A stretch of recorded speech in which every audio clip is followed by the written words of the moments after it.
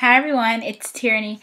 I just wanted to make a video for all of my viewers who are still in high school to share with you guys some tips that I have from my senior year of high school, and also things that would have been helpful my junior year as well, but predominantly my senior year.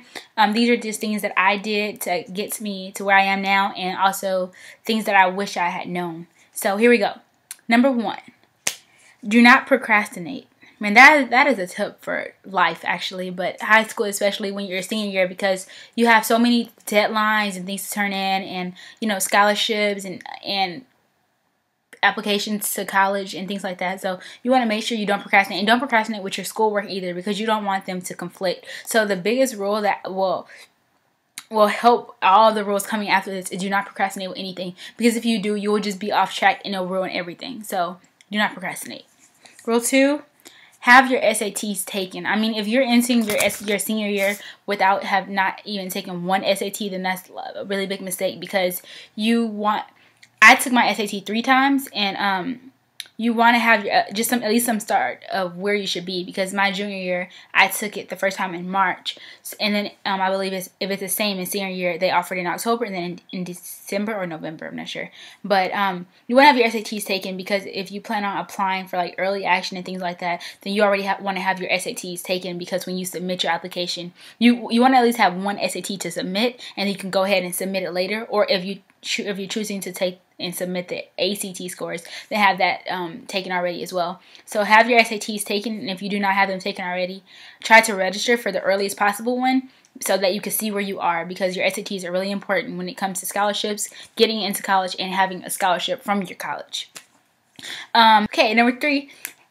Have a list of your top 10 schools that are both in-state and out-of-state. I would say try to do half and half. Don't necessarily limit yourself to just in-state schools or schools that just you're applying to because your friends are going to. I would really say to look at your school, read the reviews on your school, like the ranking, and read where they stand and what you would like to do with the rest of your life. Because just because your friend might be doing something in communications and you want to be a doctor doing biology or something around that field, you don't want to go to a school that is really good in communications because you're following someone, whereas you could be going to a school that's great in biology. If you get what I'm saying, don't try to follow everyone else, because you'll end up applying to a bunch of schools that you don't even want to go to, or that you do want to go to but don't have anything to offer you. Have your top 10 list of schools, and then try to cut it down to 7.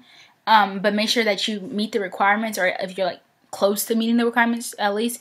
And then make sure you know what you need to take. Say some schools we need subject tests for SATs, some need ACTs. You need to know what your school accepts, so that you'll have everything ready, because you don't want to be applying at the last minute and then don't have what you need. For example, I wanted to apply to Dartmouth, and I didn't, because I didn't take my SAT subject test, and I didn't realize that you actually needed a SAT subject test until the very end. So it was didn't get to apply to Dartmouth. So yeah, could miss out on your dream school because you don't do your simple research. Another one is, and on top of that, you also want to have a list of scholarships, and know the requirements for that as well. So that's why it's also important to take your SATs ahead of time. Number 4, build a good relationship with your counselor and at least 2 other teachers that will vouch for you and say good things for you if necessary. Because when you're applying to college, for most colleges you need a counselor and a teacher, and for some scholarships you need 2 teachers, just depending on what scholarship or what school you're applying to. So have a good relationship with your counselor, especially. So start popping up now and saying hi, things like that. Not necessarily sucking up, but make sure they know your face and your name. But just recognize you, because they're not going to want to do something for someone who they don't know. But although it is their job. For me, I had a spectacular relationship with my counselor. She was also a second mother to me, really. And so in my situation, I was able to sometimes go to her 2 days ahead of time. If I found out that a scholarship was due, I was able to sometimes go to her and be like, would you please just write my letter for me? Just change the name, But sometimes counselors, if they don't know you like that, they won't be willing to help you. So have a good relationship with a counselor and 2 teachers. And if you're planning on doing a scholarship program as huge as the Gates Millennium, like I did, then you want to have someone that has a lot to say about you and is really committed to you, because even for the student, the application process is hard, but for the teacher, the application process is hard as well. And so you want someone that actually likes you fill that out, because if not, you don't want people that are going to just write one sentence. So yeah, make sure you have someone that knows you well. Like, don't get the teacher whose class you sleep in every day. Like, get someone who you participate in, who knows your name, who knows your face, and who likes you. So number 5, ask for your recommendation letters early, because not everyone's going to have that good teacher that is willing to help them as quick as mine were. And so ask for your letters early. Like, when I say early, I mean, if you know what colleges you're applying to already, like if you submit that as soon as possible. I mean, school starts in August. Most colleges, they put their applications out in August, September. So have your ask your teacher before all the other people get to their teacher, and then ask your counselor, and have a resume ready to give to your counselor and your teacher, and let them know that if they have any questions to ask you, because you want them to write the best possible recommendation letter that's possible. You don't want a generic letter. So. And if you end up if you ask for your recommendation letter late, or if you ask for your recommendation letter late, or if you don't provide a resume, your letter's gonna suck. I would say to apply early action if you can. Not early decision. Make sure you know the difference between early action and early decision. Early decision is binding, and early action is not binding. It's just you're applying early to get it out of the way. So apply early action if your school allows it.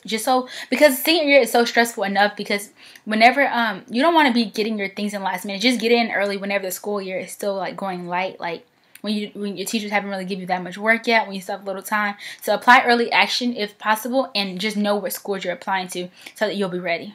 Do not apply late, because you don't want to be that person that's like in April still don't know what school you're going to because you haven't gotten your letters. If you apply early action, you should at least have your letters back in like January, February, so you have your stuff together. And that's why I did. I applied early action, and I only applied to regular decision to like 2 or 3 schools that I didn't necessarily care about, but were backup schools that I knew I would get a scholarship to if the schools that I wanted to go to didn't do what I need them to do.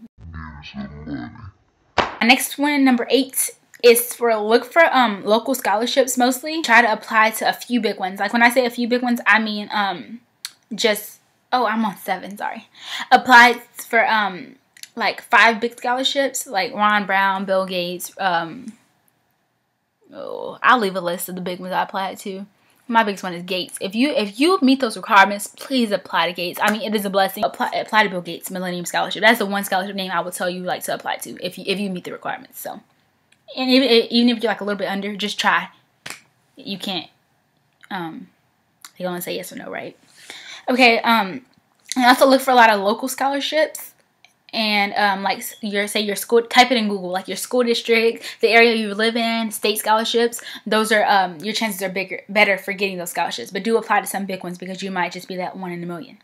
The next one would be to apply to at least 2 to 3 scholarships per week.